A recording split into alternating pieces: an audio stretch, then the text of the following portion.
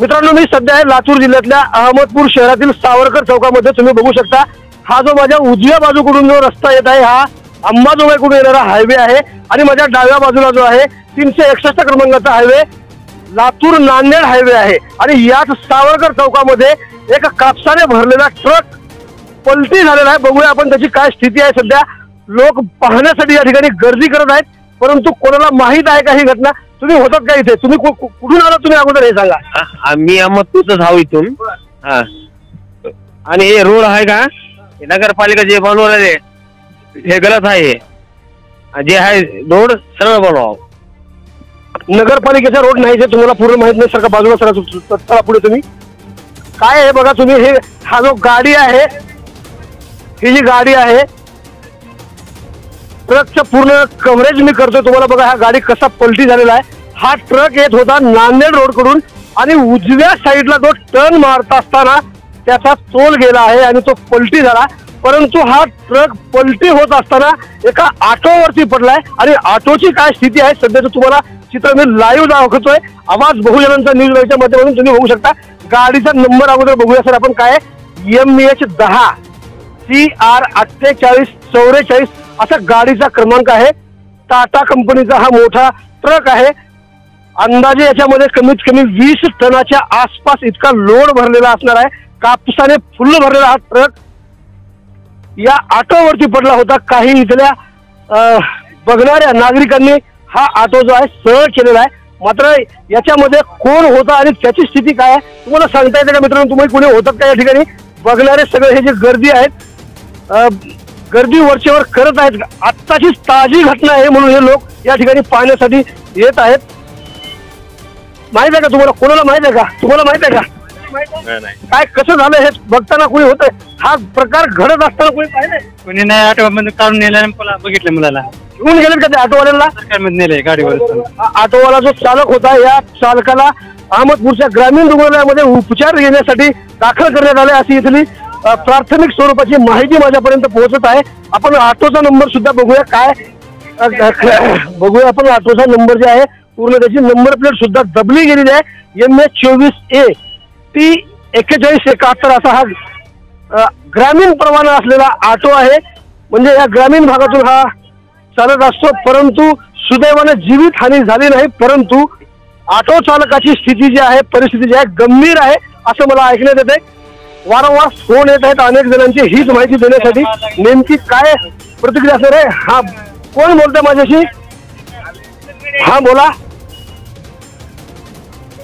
चालेल का? हा बोला. ठीक आहे, कव्हरेज करतोय मी अपघाताचं कव्हरेज करतोय. बघू शकता तुम्ही. जर याच ऑटोमध्ये जर प्रवासी जर असते तर त्यांची काय हाल झाली असती हे मात्र शब्दामध्ये सांगू शकत नाही. बघ्यांची गर्दी आत्ताच जमत आहे, मात्र आखो देखा हाल बघणारा व्यक्ती कोणी या ठिकाणी येत नाही. काय काय सांगता सर? कसं काय सांगितलं? कसं झालंय, गाडी जी आली ते इथं जे रोडचं तुम्ही परिस्थिती बघितलेली आहे, ते गाडी असं दमानं पडत होती. तर 2 ऑटो होते.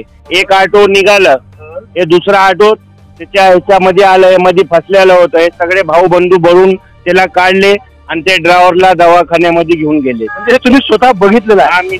अतिशय गंभीर चित्र आहे अहमदपूर शहरातलं. खऱ्या अर्थानं जर बघितलं तर अंबाजोगाई हा येणारा जो रोड आहे, अंबाजोगाईकडून येणारा जो रोड आहे आणि नांदेड लातूर जो हायवे रोड आहे या ठिकाणी जॉईंट झालेला आहे. परंतु या जॉईंटच्या ठिकाणी काय स्थिती आहे आणि ही का घडली घटना याचं थोडंसं आपण बघूया. तुम्ही समोरून सरकायचं म्हणजे तुम्हाला व्यवस्थित तुम्हाला बघायला मिळणार आहे. वारंवार आवाज बहुजनांचा न्यूज लाईव्हच्या माध्यमातून मी तुम्हाला दाखवण्याचा प्रयत्न करत आहे. घटना घडण्याचं कारण काय असू शकतंय हे आपण बघणार आहोत. तुम्ही बघू शकता भीमराव कांबळे सर माझ्यासोबत आहेत. कांबळे सरांना मी विनंती करणार आहे, सर बघा तुम्ही हा रोड जो आहे तिकडून आल्यानंतर या रोडला व्यवस्थित या ठिकाणी जॉईंट जर करण्यात आला असतं तर ही घटनाची टळली असती. ज्यांचा कोणाचा हा ट्रक आहे या ट्रकचं सुद्धा नुकसान झालं नसतं. परंतु कमीत कमी 1.5 फुटाचा या ठिकाणी खड्डा आहे आणि खड्डा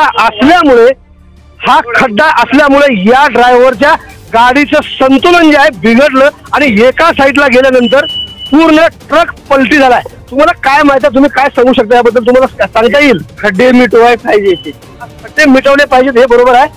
आणि विशेष म्हणजे